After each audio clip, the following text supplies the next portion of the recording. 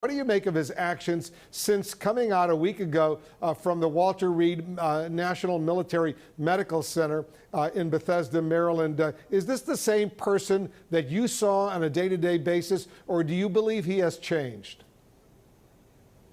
No, I think it's exactly the same behavior. He doesn't need steroids to behave this way. That's the way it normally is. He tries to shape the world to be the way he wants it through his own rhetoric, by intimidating people, by denying facts, by creating facts.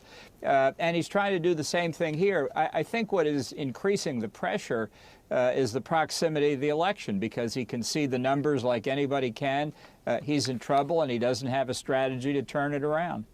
Well, why is it so hard for President Trump to simply say, wear a mask and practice social distancing? Why is it so hard? That would save thousands and thousands of lives if he told his political supporters out there, the base, you got to do this.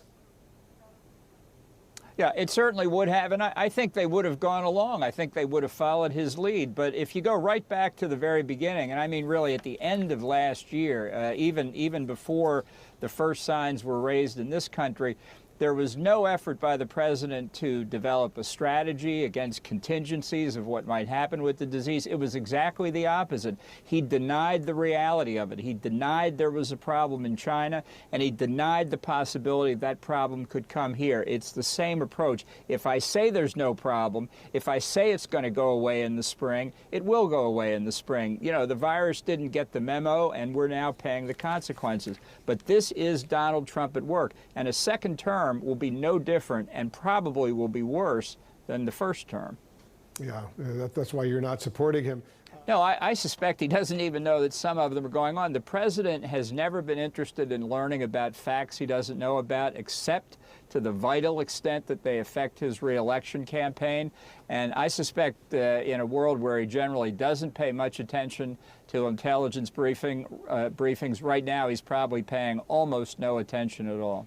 Well, that's very worrisome indeed. As you know, the former CIA NSA director Michael Hayden recently endorsed Joe Biden. In fact, nearly 130 former Republican national security officials are backing Biden right now. So what does that tell you about the president's handling of national security? And you know most of these former Republican national security types.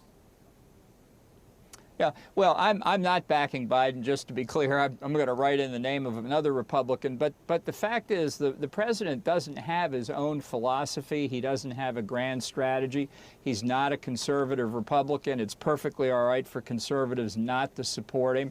And I think in a second term, once he's free of re-election, if he wins, he's going to be even more erratic in his decision-making. That's part of what is a national security threat by the way he's handling the pandemic. It is a continuing confirmation that he just makes decisions on the spur of the moment without ever thinking through adequately the costs and benefits and pluses and minuses of these decisions.